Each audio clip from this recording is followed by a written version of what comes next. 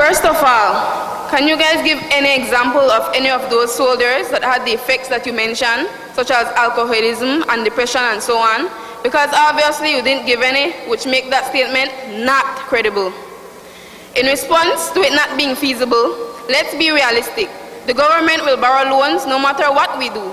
Look at the Petrocaribe loan. Did Belizeans have a say in the borrowing of that loan? The answer is no. Therefore, we can conclude that the government will borrow no matter what. So why not borrow for a worthy cause that will help to build a true sense of patriotism, decrease unemployment, and eventually only lead to positive things for our young people? Thank you.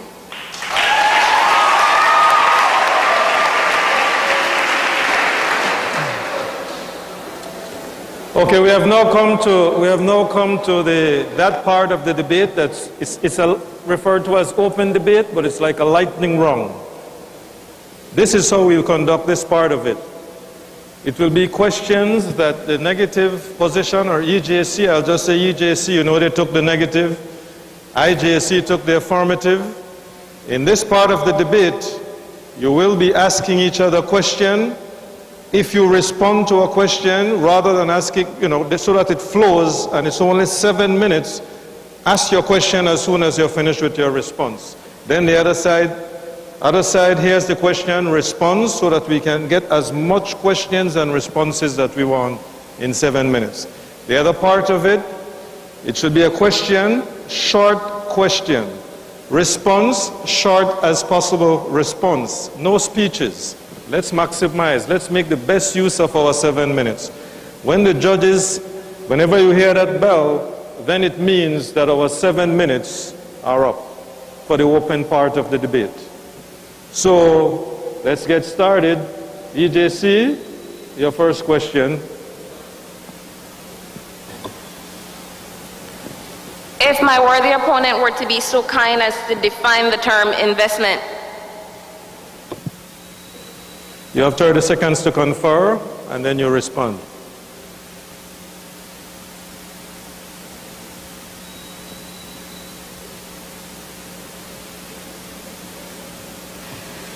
Investment is basically placing finances into a worthy cause which is beneficial to get positive outcomes in both the short run and the longer run.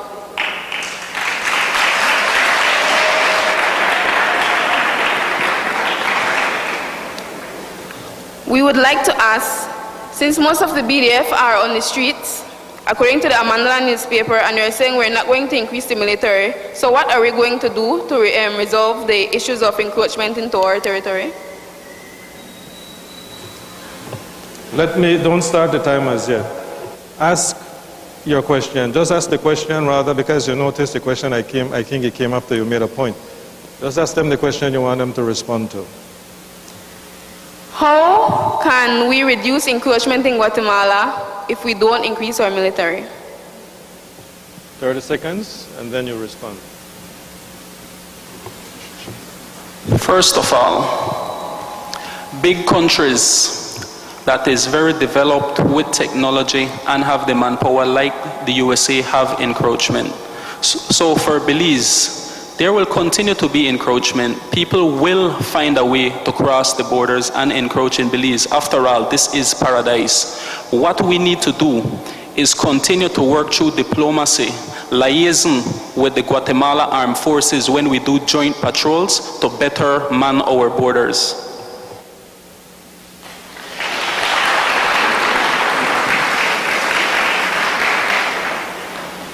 You have a question?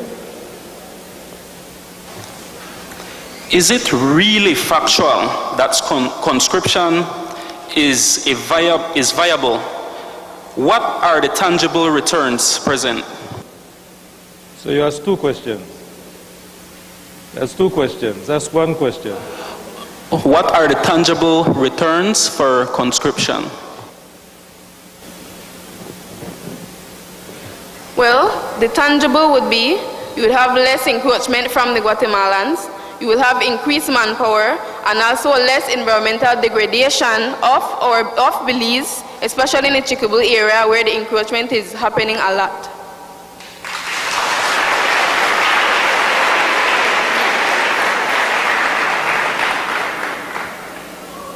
Timekeepers, can I just ask that when the crowd applauds that you stop your time so that that's not included in the 7 minutes? No, it's so that we can have more fun. Okay, IJC, and you ask okay, it's your turn to ask the questions. So for someone who hasn't had great opportunities, educational opportunities and so on, how else would they get opportunities beside the military, do you think? You got it? You want it repeated? Could you repeat it, but remember as short as possible, your question for them? For someone who doesn't have opportunities, how else can they gain opportunities beside the military? Opportunities in what way? What type of opportunities are we speaking of? Those who are unemployed. You're supposed to respond. You're not supposed to be asking her back a question. I'm just asking her to clarify. Is it clear now? But in response, opportunities outside the military include several programs implemented by our government.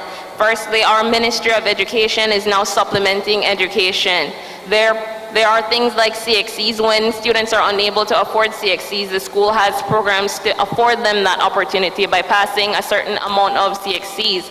The government then affords you the opportunity to go to junior college, and from junior college, depending on your CAPE passes, you again qualify for another scholarship to the university. The Ministry of Human Development is investing in helping people to open businesses. One of those efforts include that of the CSME, where they are helping entrepreneurs to establish businesses. So there are plenty of opportunities in Belize for those who are willing to take them, and they are publicized on a weekly and bi-weekly basis in our newspapers, on commercials, on television news every night.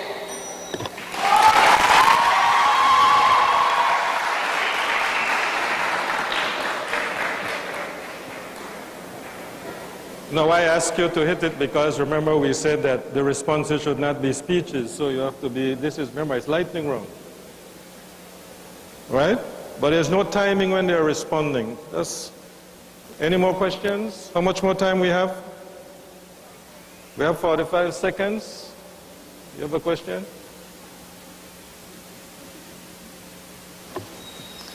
Would you say that the territorial volunteers going to our borders after fair warning is not patriotic?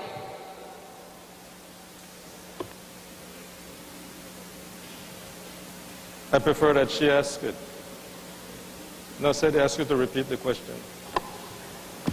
What would you respond to the claim that the Belize territorial volunteers going to our border after fair warning from our Minister of State is unpatriotic? I would say that it is patriotic, standing up for what they believe in and protecting our borders.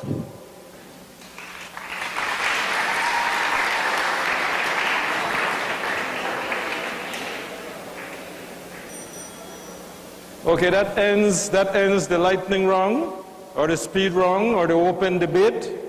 We now come to the closing statements, the arguments you have heard. You have heard a first argument and a second argument from both sides. Now is the opportunity, because you made your opening remark. Now is your closing closing statement, not argument. And again, affirmative, IJC, you start. And you have 3 minutes in which to do so. As we conclude our debate, we want to emphasize that our jewel Belize does have an immediate threat to its borders.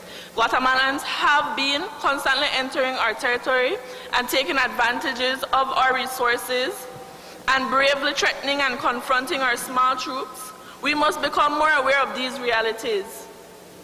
The small number of soldiers currently enlisted cannot efficiently control our borders.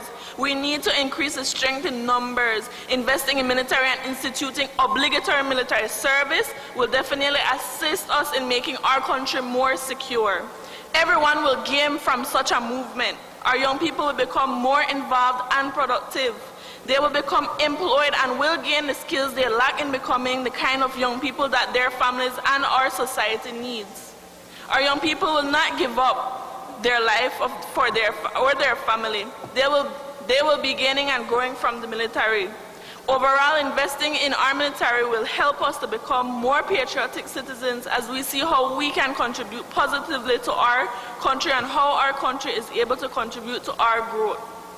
Our young people will have an opportunity to become more patriotic and to be more responsible, skilled and disciplined, and to gain employment that many may have otherwise not been able to attain. Confrontations and abuse to our people and our sovereignty continue within our borders. Guatemalans continue to encroach into Belize's territory, and if we don't strengthen our army, we can neither control our borders efficiently or effectively or create a true sense of patriotism in our Belizeans. For these reasons, we strongly believe that Belize should invest in its military and institute obligatory military service due to the threats to our borders. It's our borders.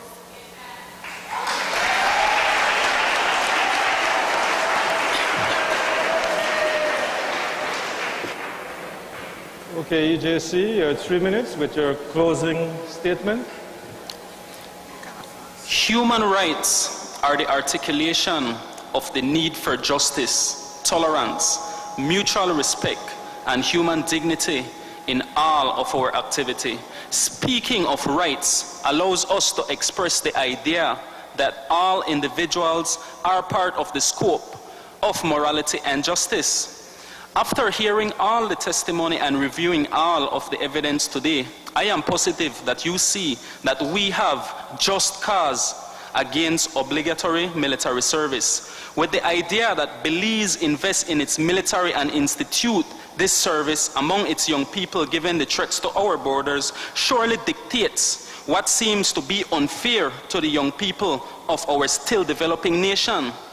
Young people that were taught to yield more freedom of speech. Not all our citizens are young or fit the conscription age, and it is those whose families will be affected and themselves dearly because of this involuntary servitude. Such an investment and an obligation will not denote true will and determination behind a people and government, but it will just bring physiological conditioning which will only produce unruly and rebellious citizens that will not be any asset to our developing nation.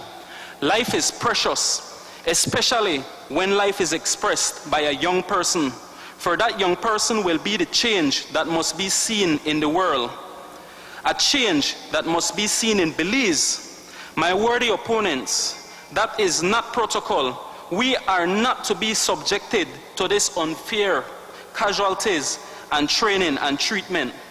Look at our tiny nation. Hello, it is very tiny. The country already faces struggles in maintaining the daily affairs of its people in education, health, commodities, external debts. Look at the Superban and Petrocaribe. I beg of you all to please listen and see that indeed organized compulsion costs more than real volunteering. The indirect expenses for government would still be greater. Thank you.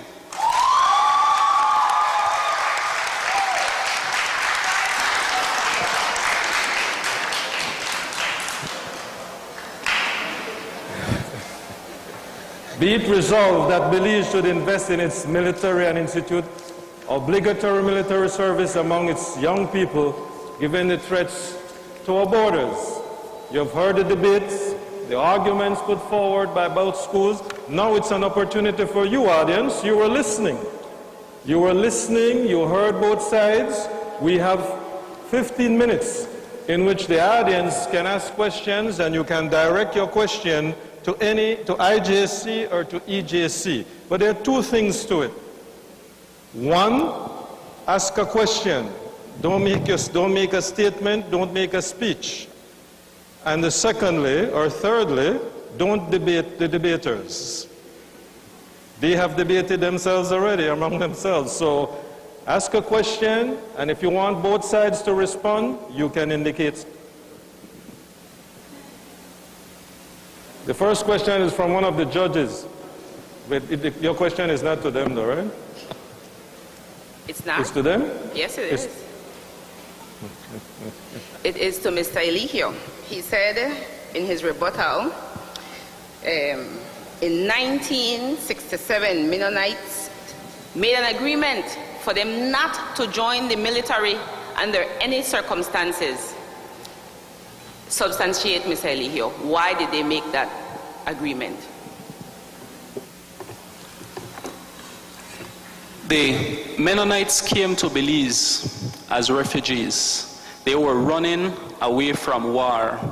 They were running away from going on the front line of battle. They came to Belize to settle, to live peacefully.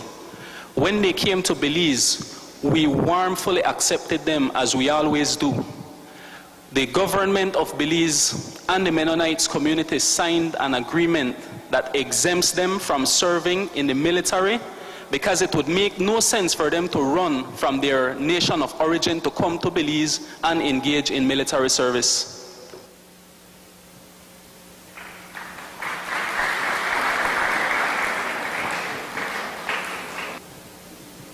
First thing that came to mind was, how will we pay for it?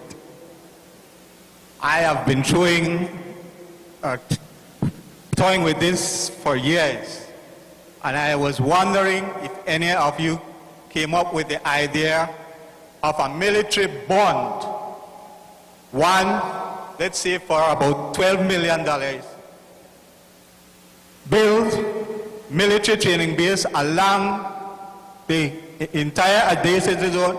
How will we pay for it? Plant the entire adjacency zone with coconuts to pay for that bond. Any of you toyed with that idea? Let me first of all intervene on behalf of the debaters. Remember what I asked, that you ask a question, you also answer the question. I think you gave answers to your very question. The question must be asked. Let us say you had asked, how will you pay for it? But then you said by doing different things. No. Is there anything else you think you could add on how you would pay for it? And how would you pay for it? I don't know if he indicated which side he wanted to respond to the question, or that part of it.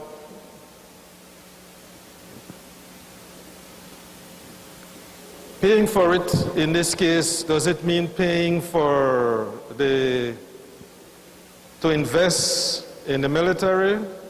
Is that how you're asking your question, sir? Okay.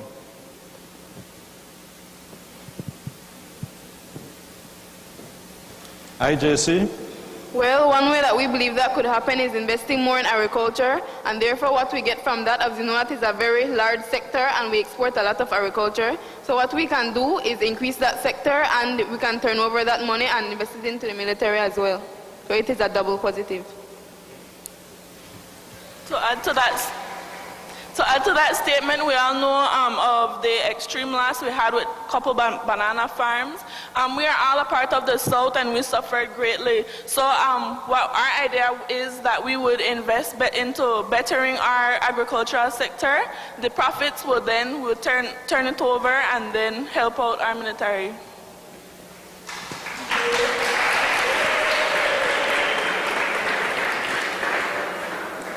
Remember you are the negatives, so you don't really have to respond to that. That's more to the affirmative side. Wait, question right here. Can a happy medium be reached in terms of balancing cost versus the necessity to defend our national patrimony? Is that to both of them, or to both sides? Did you hear the question clearly, both sides? Could you just repeat it for them so that... Yes, could a happy medium be reached in terms of the cost versus the defending of our national patrimony? If you would allow me to answer, sir. Currently, no. There is no reaching a happy medium, quote unquote, as you would say it. Our external debt is way too great at the moment. As we had mentioned, we won't be able to pay that off as it currently stands until 2038. What we invest in our military currently comes from our gross national product, and in order to increase that, we'd have to first invest. And we currently don't have the money to invest at such a capacity. So no, there is no way to meet at the middle right now. If that clarifies.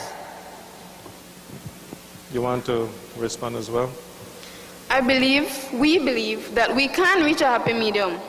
For the main fact that yes, we have the depth, but if we look at those depths, a lot of them has been used in things like building in the streets. Why didn't we invest in the military?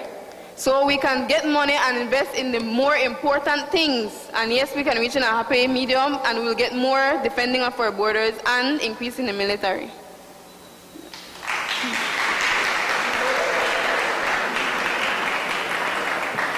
There's a question over this side. Good morning, everybody. This is for IJC. If we should invest all of the youths into the military alone, what will happen to the other services? Because the youths are supposed to be in everything, right? If we only invest in the military for them, for make them go in the military, where will happen to the other vital services?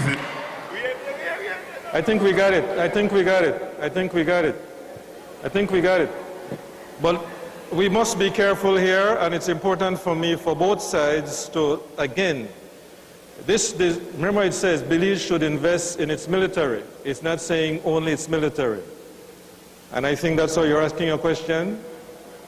No, it's not about bad, but I just want to make sure that they get the question correctly, right? Because it does not state only in the military. You said it should invest in the military, right? So, but did you hear the rest of it?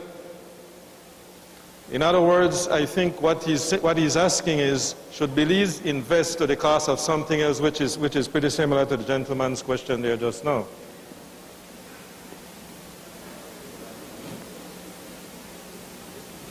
Is that what you meant?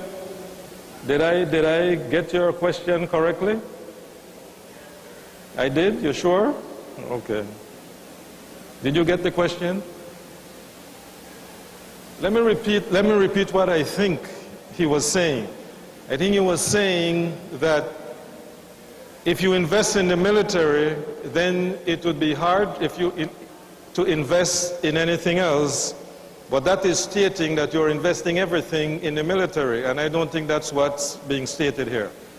So can I just say then that if we ask them the question, the response will not be relevant to the topic, right? It will not be relevant to the topic, and so it wouldn't be fair to both sides.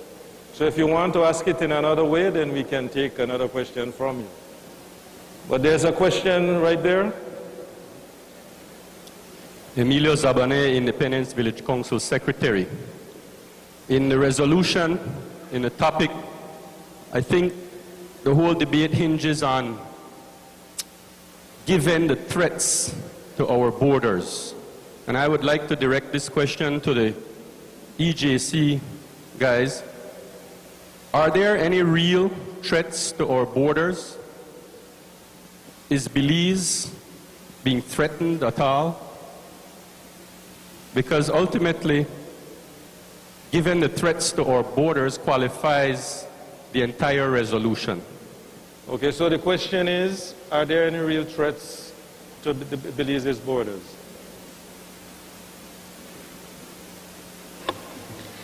Thank you for your question, Mr. Zabani. It's a question that we also asked, but the response we've been given by our military is, well, it's not clear. But from our stance, no, there is no viable threat. There have been encroachments and incidents of criminal activity that have resulted in injury. But this is common to every nation with a border. For example, the US and Mexico. There are several injuries and deaths on their border every year. Our border with Honduras, there are drownings, not only those that involve people coming into our territory for plundering purposes. So no, there is no viable threat. Only incidents and occurrences, not a threat. Thank you. I think I see a hand over there.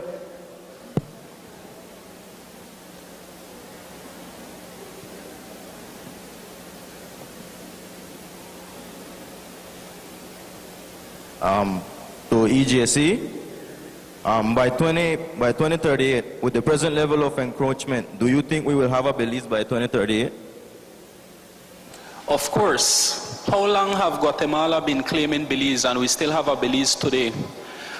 Guatemala outnumbers, their army outnumbers the Belize Defense Force more than 5 times. It's more than 5 Guatemalan armed force soldiers to 1 Belize Defense Force soldier. If they wanted to take over Belize, they have the military might and resources to do so. So by 2038, I'll be old and gray and Belize will still be here.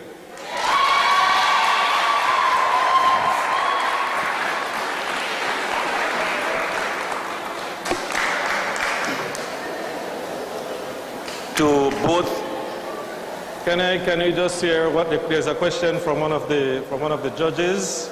We could get some silence so that the debaters can hear the question. To both teams, the question is, define Belize's border. Well, Belize's borders go from down south the Sarstoon River, have the Belize River, you have Aguas Turbias, and you also have Garbots Falls.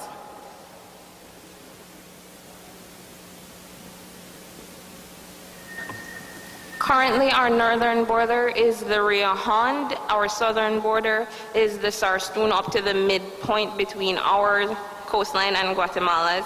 To the west, what we have is now an adjacency zone. They refuse to call it a border because there isn't a settlement to our dispute. Not even our military knows exactly where our border with Guatemala is. There's that 1 kilometer line or definition between us and Guatemala to the west.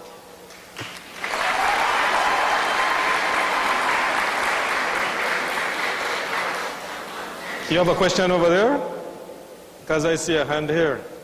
Was there a hand? No, there was a hand way at the back over there first, way near that. Yes. Oh, he has a microphone. He has a microphone. Yes, good day. Question to IJC. To IJC? Yes. Okay. Will the proposal to increase the retirement age for military personnel impact the border encroachment? Let me see if I can repeat your question. Will the retirement age, the present retirement age, affect encroachment at the border? Is that what you're asking? Can you just ask it again loud enough so that they can actually get your question? Will the proposal to increase the retirement age for military personnel impact the border encroachment? Okay, that was time. No, they can still respond. This is the final response. And it was that for IJC, you said. IJC, you heard the question? Okay. No, it will not affect the retirement age because for manpower available in military, it's from ages 16 to 49. And that is not the retirement age. Okay. All right. Ladies and gentlemen, I don't know about you, but I was riveted.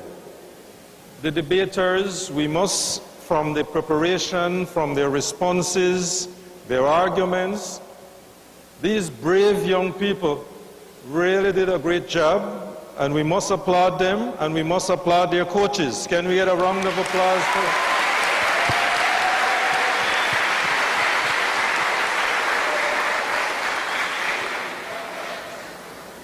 Judges, it's now in your hands, and while the judges are working on their scores and sending it to the tabulators, like they normally would say, debaters, go and meet your audience. Exhale and go and meet your audience.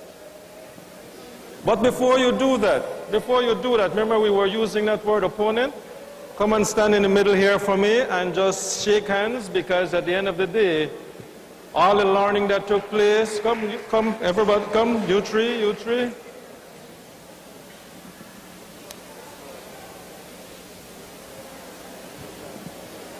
One more round of applause for your debaters, ladies and gentlemen.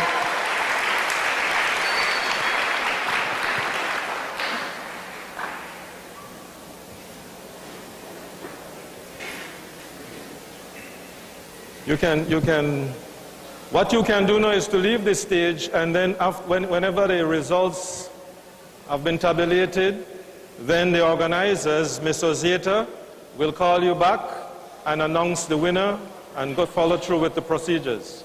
Thank you all.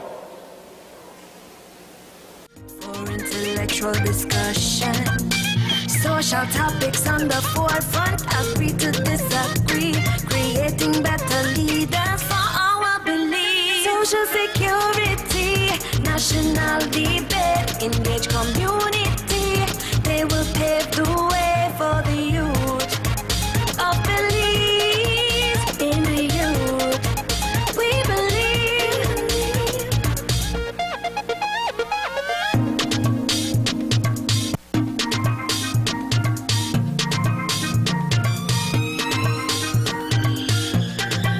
Social security, national debate, engage community, they will pave the way for the youth of belief in the youth.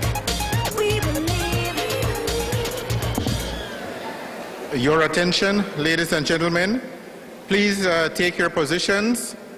As we are about to continue, the tabulators are in the process of finalizing the scores to determine who won today's debate.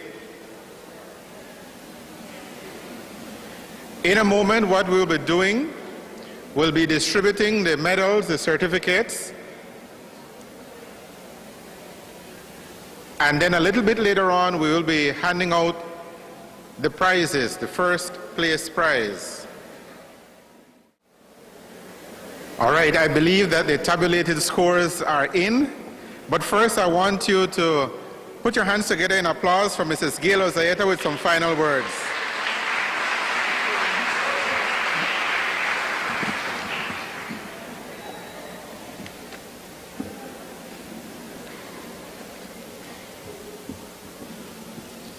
Okay, just before we get into the issuing of certificates and medals, I'll present the closing remarks to you.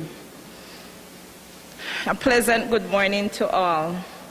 While it is my sincere duty to thank you all here today, I must take this opportunity to expand a step beyond in support of the opening remarks which was done by Mr. Vias. The Social Security Board is currently on the pathway to what is called transformation. And as we journey towards transformation, we must always be seen as being customer-focused, which is a core theme for the ongoing work that lies ahead. This means that we understand current customer behavior in terms of how they interact with SSB, their needs and expectations for service delivery, and gaining easy access to the information and benefits that they need to lead productive lives. In essence, then, we continue to design projects that will aid us to remain on the transformational path that is expected to place the customer at the heart of everything we do. This means that Social Security will listen to people's views, gather information about their perceptions and personal experience of our services, and use that information to further improve the services we offer. A significant part of introducing a debate competition was based on our transformation plan to engage our communities. We have therefore chosen this sector of our society that are our future leaders to participate in this prestigious competition, thus setting the platform for developing brighter minds. This will no doubt transcend into cultivating a pool of intellectuals that can bring about a positive impact, which can also be integrated in the workplace. With this in mind, on behalf of the Social Security Board of Directors and Management, I extend a heartfelt thank you First, to all our participants for displaying such brilliance on stage and for showcasing their talents. Always remember that you are all winners. I say thanks to the coaches from both institutions who have given their time so willingly to assist these students in gaining additional knowledge. You have been a tremendous help in partnering with Social Security staff to cultivate an informed Belize. Special thanks to Dr. Charmaine Saunders, who is the chairperson of the Association of Tertiary Level Institutions of Belize, for inviting the Social Security communication team to their at-lib sessions to meet with all deans of the various tertiary level institutions, which assisted us vastly in securing the institution's participation in this competition. Without these schools being on board, SSB would not have achieved its goals.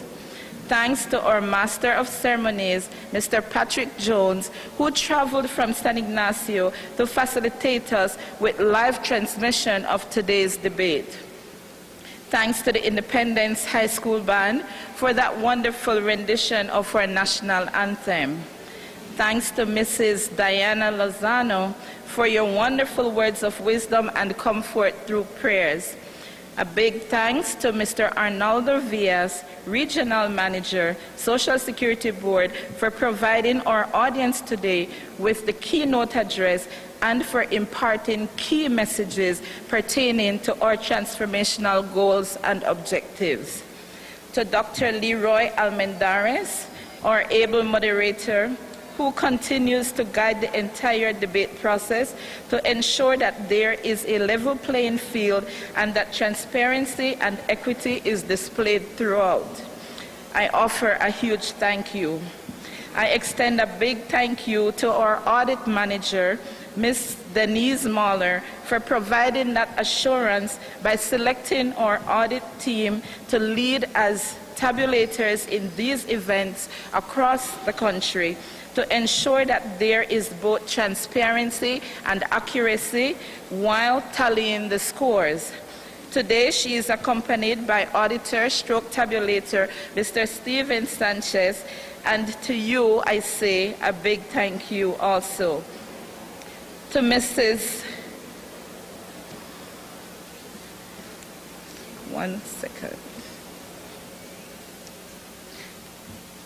To Mrs. Valentine Barrera, Mr. Joseph Villafranco, and Mr. George Tillett, our three judges, I say a heartfelt thank you. You took on the most difficult task, particularly when everyone did well. To Ms. Leila Middleton, who is tasked with the responsibility of research verifier to ensure that all information provided in the statements or arguments are factual. To you, I say a big thank you. To our timekeepers, Mrs. Lourdes Wade Hall and Mr. David Cordova, I say thank you, and particularly for pressing that buzzer timely. To our Social Security team, who continue to travel with us to the various locations, providing your support and hard work, I say a big thank you. Finally, to my communication team, Roxanne, for pledging your support and for always being there until the last item is packed, I say a big thank you. To Adrian, I say thanks for all your assistance. Thanks again to all. And now I'll call the participants to come and receive their certificates and medals. So when I call your name, please come up. But prior to that, I want to ask Mr. Derek Morgan, our Service Delivery Manager for Social Security Board Independence Branch, to come on stage. Thank you, Mr. Morgan.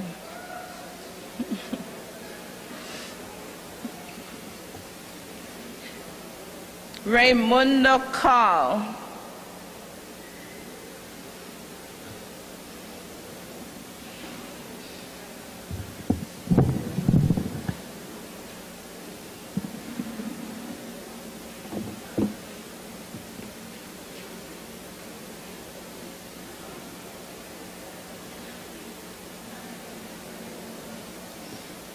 Teresa Godfrey.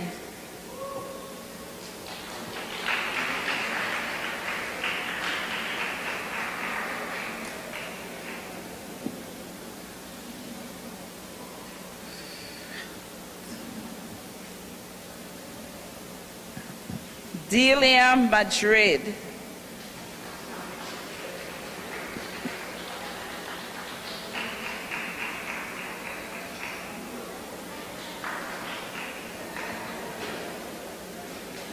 Anisha Longsworth.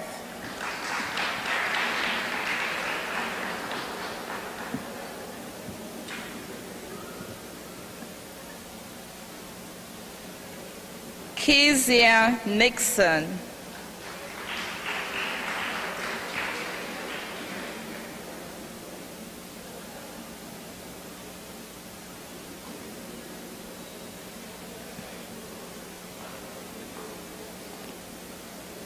Solma Ortega.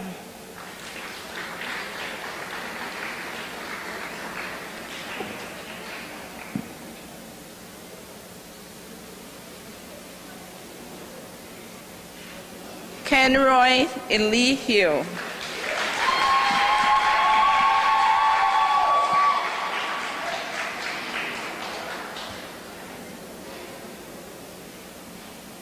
Harold Woolery.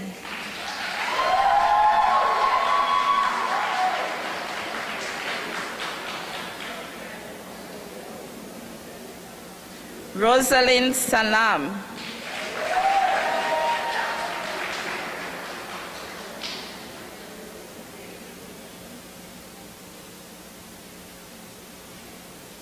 Perla Martinez.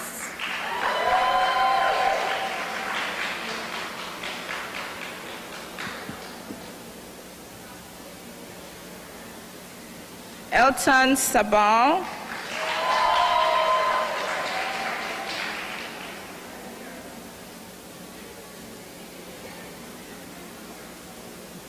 Carrot Anderson.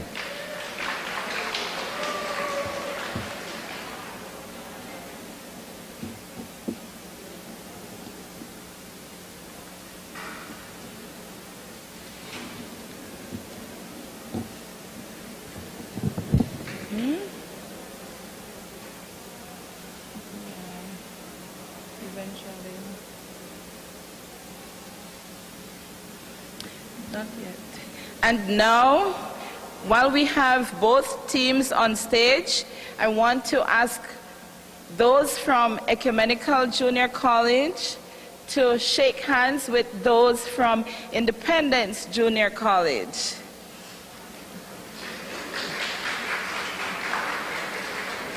Remember, you're all winners, and from today onward, you're best friends.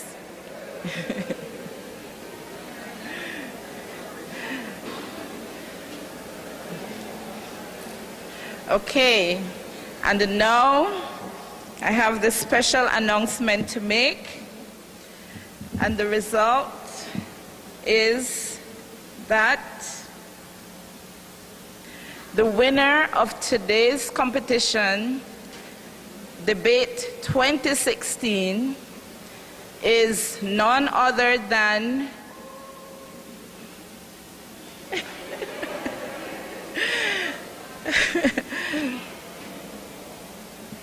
do I say it? Okay, let's go for it.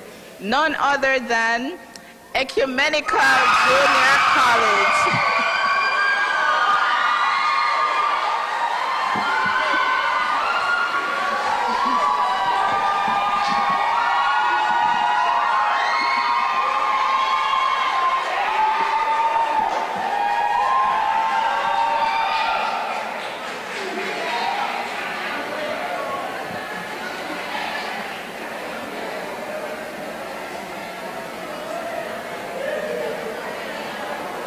And this brings us to the end of the debate for today.